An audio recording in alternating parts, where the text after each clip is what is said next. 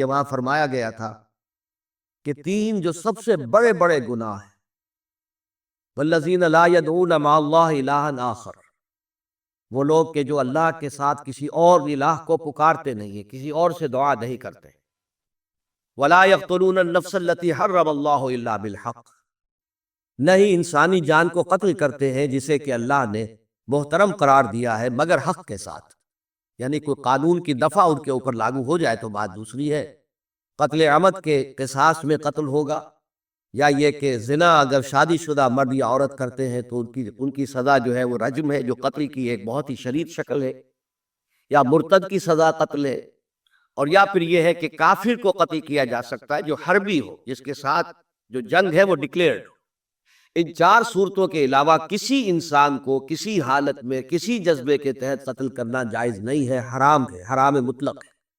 یہ ہمارے ہاں جو عزت کے نام پر آنر کلنگز جو ہو رہی ہوتی ہیں، یہ سب کے سب جو ہے جرم ہے اسلام کی نگاہ میں، کسی کو یہ حق حاصل نہیں ہے کہ اس طرح سے اپنے ہاتھ میں قانون کو لے لے۔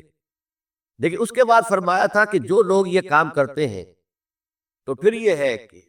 یلقا اساما، وہ اس کی پاداش بھگت کر رہیں گے، یضاعف لہ العذاب یوم القیامہ، ان کے لیے قیامت کے دن عذاب دگنا کر دیا جائے گا، بڑھا دیا جائے گا، وَيَخْلُدْ فِيهِ مُهَانًا، اور وہ رہیں گے اس میں ہمیشہ ہمیش نہایت ذلت کے ساتھ، رسوا ہو کر، إِلَّا مَنْ تَابَ وَآمَنَ وَعَمِلَ عَمَلًا صَالِحًا، اس میں استثناء ہے کہ جو توبہ کرے اور تجدید ایمان کرے یا ایمان لائے، اگر پہلے کافر تھا تو ایمان لائے گا، اور اگر پہلے مسلمان تھا لیکن یہ کہ یہ گناہ سرزد اس سے ہوا تو گویا کہ ایک طرح کے کفر میں وہ داخل ہو گیا تھا، ایمان حقیقی سے محروم ہو گیا تھا، تو گویا کہ تجدید ایمان کرے، الا من تاب وآمن وعمل عملا صالحا، اور پھر اس کا عمل تبدیل ہو جائے، عمل درست ہو جائے، غلط کام کو فی الواقع چھوڑ دے، فَأُولَٰئِكَ يُبَدِّلُ اللَّهُ سَيِّئَاتِهِمْ حَسَنَاتٍ، تو یہ وہ لوگ ہیں کہ اللہ تعالیٰ ان کی برائیوں کو بلائیوں سے بدل دے گا۔ یہ بات جو ہے بہت بلند ہے، اس میں اللہ تعالیٰ کی طرف سے وعدہ جو ہو رہا ہے کہ فَأُولَٰئِكَ يُبَدِّلُ اللَّهُ سَيِّئَاتِهِمْ حَسَنَاتٍ وَكَانَ اللَّهُ غَفُورًا رَحِيمًا وَمَن تَابَ وَعَمِلَ صَالِحًا، پھر دو تکرار کے ساتھ یہ بات آ چکی ہے، جو توبہ کرے اور پھر عمل اچھا کرے، فَإِنَّهُ يَتُوبُ إِلَى اللَّهِ مَتَابًا، تو وہ ہے جو حقیقت میں توبہ کرتا ہے اللہ کی جناب میں جیسے کہ توبہ کرنی چاہیے، عمل میں کوئی تبدیلی نہ ہو، اور توبہ کی تسبیح ہوتی رہے، استغفر اللہ ربی من کل ذنب واتوب الیہ، آپ نے 10 تسبیحیں کر لی، 1000 مرتبہ کہہ لیا، یہ سب زیرو ہے اللہ کی نگاہ میں۔ ذکر کا ثواب مل جائے گا کہ اتنا وقت آپ نے اللہ کا نام لیا ہے، اللہ کا ذکر کیا ہے، اس کا ثواب تو ملے گا، لیکن یہ توبہ نہیں ہے، اس سے کسی گناہ کی معافی کا کوئی سوال نہیں ہوتا، اس سے برائیوں کے بھلائیوں میں بدلنے کا کوئی امکان نہیں، اس سے اس کی سزا سے بچنے کی کوئی سبیل نہیں۔ اب سورہ تحریم میں خاص طور پر ایک خاص جو پس منظر ہے اس کے اعتبار سے یہ آیت آ رہی ہے، یا ایھا الذین آمنوا توبوا الی اللہ توبۃ نصوحا، اے وہ لوگوں جو ایمان لائے ہو، اے ایمان کے مدعیو، دعوے دارو، توبہ کرو اللہ کی جناب میں، لیکن وہ توبہ خالص ہونی چاہیے، توبۃ نصوحا۔ اس سورہ مبارکہ کے پس منظر کو نوٹ کیجئے تو اس میں ایک خطائے اجتہادی کہہ لیجئے حضور سے ہو گئی تھی صلی اللہ علیہ وسلم، اگرچہ وہ خطا جانب خیر میں تھی، اچھے کام کے لیے تھی، برے کام کے لیے نہیں تھی، کہ آپ نے اپنی ازواج مطہرات کی دل جوئی کے لیے ایک شے جو اللہ کی طرف سے آپ کے لیے حلال تھی اس کو استعمال نہ کرنے کی قسم کھا لی، تو اس پر حضور کو روکا گیا، یا ایھا النبی لم تحرم ما احل اللہ لک تبتغی مرضات ازواجک،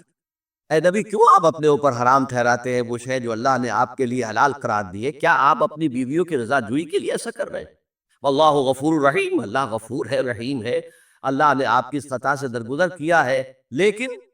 قد فرض اللہ لکم تحلۃ ایمانکم، اللہ تعالیٰ نے راستہ تمہارے لیے کھول دیا ہوا ہے کہ ایسی قسموں کو کھولا جا سکتا ہے جس کے لیے کہ سورہ مائدہ کے اندر کفارہ دے دیا گیا، تو گویا کہ حضور کو یہاں حکم دیا جا رہا ہے کہ آپ اپنی اس قسم کا کفارہ دیجئے، قسم کا، اور یہ جو قسم ہے اس کو کھول دیجئے۔ نمبر 2 پہ پھر 2 ازواج مطہرات کا معاملہ آیا کہ حضور نے ایک راز کی بات کہی ایک زوجہ محترمہ سے، لیکن انہوں نے وہ راز جو ہے وہ دوسری زوجہ محترمہ کو پہنچا دیا جن میں زیادہ آپس میں قریبی تعلق تھا، تو گویا کہ یہ بھی ایک طرح سے خیانت ہو گئی، اس لیے کہ راز جو ہے وہ تو ایک امانت ہوتا ہے، اور خاص طور پر عائلی زندگی میں میاں بیوی کے درمیان کے جو معاملات ہوتے ہیں وہ تو بہت ہی رازداری پر مبنی ہوتے ہیں، اس لیے ان میں سے کوئی چیز جو ہے جس کو خاص طور پر کہا گیا ہو کہ یہ ایک راز کی بات ہے، یہ تم سے کہہ رہا ہوں، کسی اور سے کہنا نہیں ہے، تو اس میں جو غلطی ہوئی ہے وہ بھی ایک بڑی غلطی تھی حضرت عائشہ صدیقہ رضی اللہ تعالی عنہا ان کی۔ تو ان دونوں کے پس منظر میں پھر تیسری بات آئی کہ اہل ایمان اگر تم غافل ہو اپنے اہل و عیال کی طرف سے اس اعتبار سے کہ ان کا کردار کیسا بن رہا ہے، وہ اللہ کے بندے ہیں یا کوئی غلطیاں کر رہے ہیں، خطا کر رہے ہیں، تو دیکھو یہ تم ان کے ساتھ جو ہے وہ محبت نہیں کر رہے، عداوت کر رہے ہو، اس لیے کہ تمہاری اس نرمی، تمہاری اس شفقت اور ان محبت کے اندر اس درجے بڑھ جانا کہ اس میں اللہ تعالیٰ کے جو حرام کردہ امور ہیں ان میں بھی تم ملوث ہو جاؤ، تو یہ گویا کہ در حقیقت تم اپنے آپ سے بھی دشمنی کر رہے ہو اور ان سے بھی دشمنی کر رہے ہو۔ اپنے آپ سے دشمنی کر رہے ہو کہ تمہاری عاقبت خراب ہوگی، ان سے دشمنی کر رہے ہو کہ ان کی اگر تربیت غلط ہو جائے گی تو گویا کہ وہ جہنم کا نوالا بنیں گے۔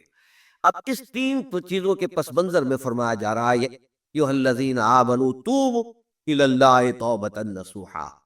اے ایمان والو، اے ایمان کے دعوے دارو، اللہ کی جناب میں توبہ کرو، لیکن توبہ خالص نصوحا۔ پہلی بات تو یہ جانیے، میں نے بھی یہ یقیناً پہلے بھی عرض کیا ہوگا لیکن دہرانے میں کوئی حرج نہیں ہے، عربی زبان میں یہ دو الفاظ بہت قریب ہیں، آبا یعوب اوبن اور تابا یتوب توبن یا توبتن۔ آبا یعوب اوبن بھی ہوتا ہے واپس لوٹنا، لیکن یہ ہے کسی یعنی مادی چیز کی طرف سے واپس لوٹنا۔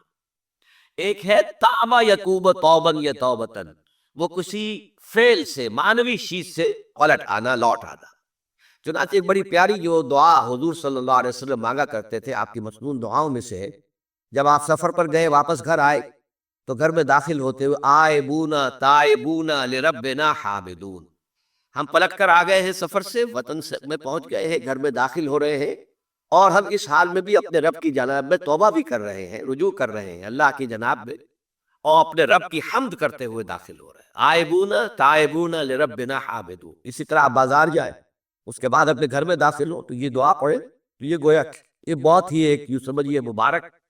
بہت سی اس کے اندر برکات ہوں گی۔ تو اس میں بھی لفظ آبا یعوب و اوبن، تابا یتوب و توبت، یہ دونوں کے بہت قریب آ گئے، آئبونا تائبونا لربنا حامدون، توبو الی اللہ، اب الہ کو نوٹ کیجئے، یہ توبہ کا لفظ بھی بہت سے ایسے الفاظ میں سے عربی زبان کے، جیسا کہ اس سے پہلے ہم دیکھ چکے ہیں کہ ایک لفظ ہے رغبہ، رغبہ رغبت جسے اردو میں ہم بولتے ہیں، رغبہ الہ ہوگا تو کسی شے کی طرف رجحان ہونا، اس کی طرف پیدا ہو جانا، اس کی خواہش پیدا ہو جانا،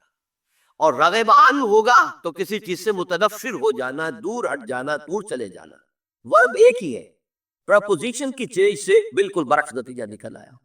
ومن رغب عن سنتی فلیس منی، جسے میری سنت پسند نہیں ہے، جو اس سے ہٹتا ہے، پیچھے ہٹتا ہے، اس کو ترک کرتا ہے، اس کا مجھ سے کوئی تعلق نہیں۔ اسی طرح ماذا یمیل و بیلن، مالا الا کسی شے کی طرف مائل ہونا، مالا ان اس شے سے ہٹ جانا، پیچھے ہٹ جانا، نفرت ہو جانا۔ اسی میں وہ نستسا فقط صدت قلوبکما، تمہارے دل جو ہے وہ تو مائل ہو ہی گئے۔ سغا بھی الہ ہوگا تو اس کے معنی کسی شے کی طرف مائل ہو جانا، ان ہوگا تو کسی شے سے متنفر ہو جانا۔ تو وہاں میں عرض کر چکا تھا لقد صدت قلوبکما، تو اے نبی کی دونوں بیویوں، تمہارے دل تو یقیناً اللہ کی طرف مائل ہو چکے ہیں، توبہ کی طرف مائل ہو چکے ہیں، لیکن زبان سے یہ کہتے ہوئے کہ حضور معاف کر دیجئے غلطی ہو گئی ہے، اس میں ذرا حجاب آ رہا ہے۔ ظاہر بات ہے شوہر اور بیوی کے درمیان جس طرح کا تعلق ہوتا ہے تو اس میں یہ کہ بسا اوقات اپنی غلطی کو واضح الفاظ میں تسلیم کرنے میں کچھ ہچکچاہٹ سی ہوتی ہے، تو وہ ایک کیفیت تھی کہ تمہارا دل تو مائل ہو چکا ہے، لیکن یہ کہ تم ذرا زبان سے بھی کہو، اخراج کرو۔ اسی طریقے سے یہ لفظ توبہ ہے، توبہ الہ ہے، کسی کی جناب میں توبہ کرنا۔ جب اللہ تعالیٰ کی طرف توبہ کا لفظ آئے گا تو توبو الی اللہ توبۃ نصوحا، اللہ کی جناب میں توبہ کرو۔ اور جب اللہ تعالیٰ توبہ کرتا ہے، یہ لفظ جو ہے دو طرف استعمال ہوتا ہے، تواب بندہ بھی ہے، تواب اللہ بھی ہے۔ اللہ تواب ہے، بہت توبہ کا قبول کرنے والا، بندہ تواب ہے، بہت زیادہ توبہ کرنے والا۔ وہ حدیث میں آپ کو سنا چکا ہوں، کل بنی آدم خطاؤون وخیر الخطائین التوابون، تمام بنی آدم نہایت خطا کار ہے، گناہ گار ہے، غلطیاں ہوتی ہے، خطائیں ہوتی ہیں، لیکن ان خطا کاروں میں بہتر لوگ وہ ہیں جو بہت توبہ کرنے والے، رجوع کرتے، پلٹتے ہیں، ان میں پشیمانی پیدا ہو جاتی ہے اور وہ اللہ تعالیٰ کی جناب میں رجوع کرتے ہیں۔ تو وہ تواب ہے، بہت زیادہ توبہ کرنے والے. لیکن اللہ کی جناب میں توبہ جب بندہ کرتا ہے تو وہ الہ آئے گا، تابہ الہ، اس نے توبہ کی اللہ کی جناب میں. اللہ توبہ کرتا ہے یعنی اللہ تعالیٰ جو ہے اپنی نظر شفقت اور نظر رحمت جو پھیرنی تھی اس نے کہ ایک بندے نے گناہ کیا ہے، میرے حکم کی جو ہے خلاف ورزی کی ہے، معصیت کا ارتکاب کیا ہے، تو اللہ تعالیٰ اپنی رحمت اور شفقت کی نگاہ اسے ہٹا لیتا ہے. لیکن جب بندہ توبہ کرتا ہے تو پھر اللہ تعالیٰ بھی رجوع فرماتا ہے اور اپنی شفقت اور رحمت اور مغفرت کے ساتھ بندے کی جانب متوجہ ہو جاتا ہے. لیکن وہاں تابہ علی آئے گا، تم علینا، اے پروردگار ہماری توبہ کو قبول فرما، وہ علی کے ساتھ آئے گا. ہم جب توبہ کریں گے تو الہ کے ساتھ آئے گا کہ از پردہ بروں آئے راز. لیکن یہ کہ یہ جان لیجئے کہ یہ جو کچھ بھی ہمارے ساتھ ہو رہا ہے اس میں ایک تو وہ ہمارا جرم، ہم نے اس علم کا دروازہ بند کیا، اپنے تصورات کو محدود کیا، دین کو مذہب بنایا، علم کو صرف علم دین تک محدود کیا، اس کو ہم نے گویا کہ سیکولر علم قرار دے کر اپنے دینی تصورات سے خارج کیا. یہ ہماری غلطی. اور اس سے بڑا جرم یہ کہ اس آسمانی ہدایت کے بھی ہم کسٹوڈین سے پہنچانے کے لیے، اور ہم نے یہ کہ خود اس کو پیٹھ دکھائی، خود اس کو اپنا امام نہیں بنایا، خود اس کو اپنا رہنما نہیں بنایا، اور دوسروں تک پہنچانے کا تو کوئی سروکار ہی نہیں، سوال ہی نہیں. اس طرح ڈائگنوسس درست ہے تو اب اس کا حل کیا ہے؟ پہلے تو یہ کہ اپنی ذمہ داری کو ہم پہچانیں. ظاہر بات ہے کہ ذمہ داری جتنا بڑا رتبہ ہے اس کی اتنی ہی بڑی ذمہ داری ہے، اور اگر وہ پہلو تو ہی کرے تو اتنی ہی سخت سزا کا مستوجب ہوتا ہے. کمتر درجے کی ذمہ داری ہے، کوتاہی بھی ہو گئی ہے تو کمتر درجے کی سزا کفایت کر جائے گی. رتبہ بڑا ہے، جن کے رتبے ہیں بڑے ان کی سوا مشکل ہے، جن کا رتبہ ہے سوا ان کی سوا مشکل ہے. تو ہم کسٹوڈین ہیں اس ڈیوائن میسج کے، گائیڈنس کے، رحمت للعالمین کی، رحمت للعالمینی صلی اللہ علیہ وسلم، اس کے امین ہم ہیں. لہٰذا پہلا کام تو یہ ہے ہمارے سامنے کہ اس علم کے اندر، جس کے لیے میں اب ایک لفظ استعمال کر رہا ہوں، اسلامائزیشن آف نالج، علم کو دوبارہ مسلمان کرو. یہ علم جو ہے، بڑی پیاری بات اقبال نے کہی تھی، عشق کی تیغ جگر دار اڑا لی کس نے، علم کے ہاتھ میں خالی ہے میان ہے ساقی. بڑی پیاری تشبیہ ہے یہ. عشق سے مراد جو ہے وہ ایمان ہے، ایمان کی وہ تیغ جگردار اس میان میں سے نکال لی گئی ہے، خالی نیام رہ گیا ہے. یہ پورے سائنٹیفک نالج جو ہے اس خالی نیام کے مانند ہے جس میں سے تلوار عشق نکال دی گئی. یہی تلوار عشق اس میں دوبارہ داخل کر دی جائے، ایمان کو اس علم کے ساتھ اگر شامل کر دیا جائے تو در حقیقت سارے مسائل کا حل ہو جائے. تو پہلا کرنے کا کام یہ ہے کہ وہ فلسفہ، وہ حکمت، وہ علم جو انسان نے اپنی سورسز کے ذریعے سے حاصل کیا، اس کا صحیح ربط اور تعلق قائم کیا جائے اس علم سے جو وحی کے ذریعے سے انسان تک پہنچا. ان کے آپس میں ریکنسائل کرنا، ان کے فصل اور بود کو دور کرنا. اور اس میں قرآن کا دعویٰ ہے، اور جو تھوڑی سی بھی واقفیت رکھتے ہیں، واقعہ یہ ہے مورس بکائی نے پوری کتاب لکھی کہ آج تک سائنس کے کسی بھی شعبے میں کوئی ایسی دریافت نہیں ہوئی ہے جس نے قرآن مجید کی بیان کردہ کسی شے کو غلط ثابت کیا. یہ بہت بڑا معجزہ ہے. جیسے قرآن کے اعجاز کا اس وقت سب سے بڑا بزر کیا تھا کہ تمہارے ہاں بڑے سے بڑے فصیح اور بلیغ اور بڑے بڑے خطیب اور شاعر موجود ہیں، اس قرآن جیسا کلام مغو کر کے لے آؤ. اگر تمہارا خیال ہے کہ یہ اللہ کا کلام نہیں، محمد کا اپنا کمپوزڈ کلام ہے، تو لے آؤ، فاتو بسورۃ من مثلہ. اور کوئی جھوٹ موٹ کو بھی کوئی جرت نہیں کر سکا. کتنی ان کے اندر کم سے کم شرافت تھی، کوئی جھوٹ موٹ کو بھی سامنے نہیں آیا کہ کہتا کہ یہ ہے، میں کلیم کرتا ہوں کہ یہ قرآن جیسا ہے. اسی طرح آج کا سب سے بڑا معجزہ یہ ہے کہ قرآن مجید 1400 برس قبل کی کتاب. اور آپ کے شاید علم میں ہوگا ٹورنٹو میں، کینیڈا میں، جو وہاں کی یونیورسٹی ہے، اس میں جو ایمبریولوجی کے جو سب سے بڑے ماہر ہیں، جن کی کہ ٹیکسٹ بک پوری دنیا میں چل رہی ہے ایمبریولوجی کی، علم جنین، حیران رہ گیا ہے وہ شخص کہ 1400 برس قبل، جبکہ ابھی مائکروسکوپ کا کوئی وجود نہیں تھا، اتنی کریکٹ ڈسکرپشن ایمبریولوجی کے سٹیجز، اس قدر صحیح اس کی جو ہے ڈسکرپشن. یہ ڈسکرپشن کہ بچہ جو ہے ماں کے پیٹ میں 3 جھلیوں کے اندر 3 دیواروں فی ظلمات ثلاث پرورش پاتا ہے.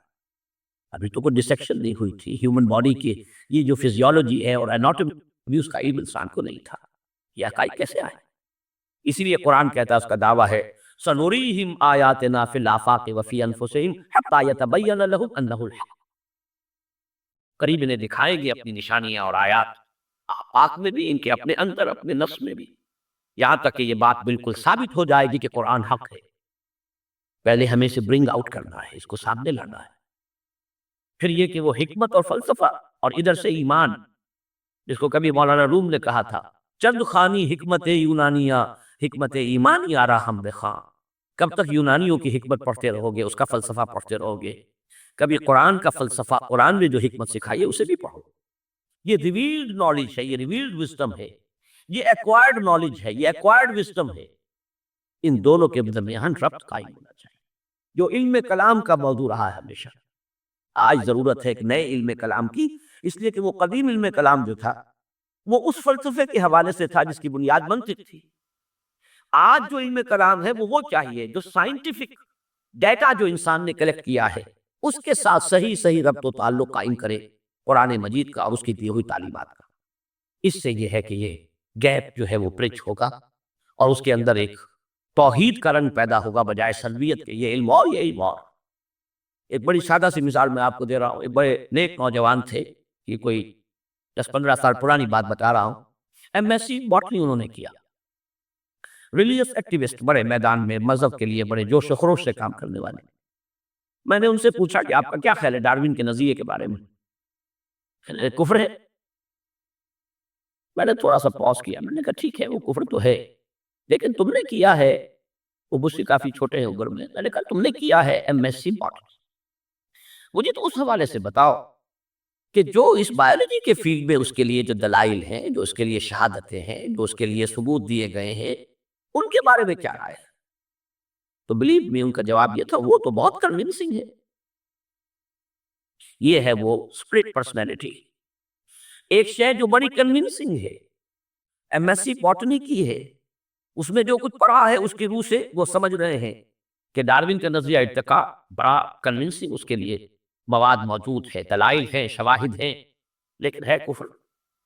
یہ اسپلٹ پرسنالٹی، دماغ کے ایک گوشے میں ایک چیز ہے، دوسرے گوشے میں دوسری چیز۔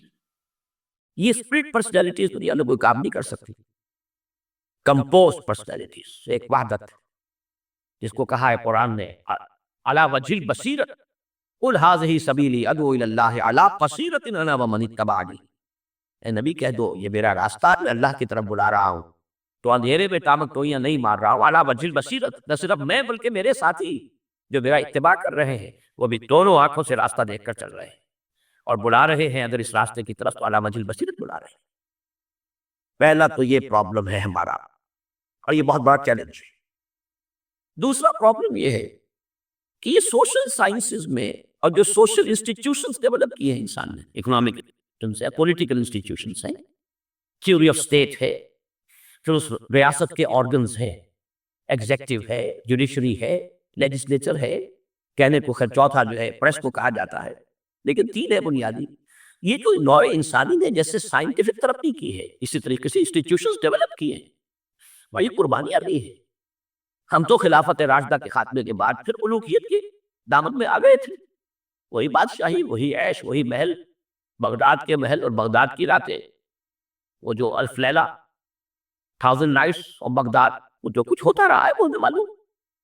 اس تو یورپ والوں نے خون دیا ہے، انہوں نے جانیں دی ہے، انہوں نے اسٹرگل کی ہے، تب بادشاہوں کے کلچز سے اپنے آپ کو چھڑایا ہے،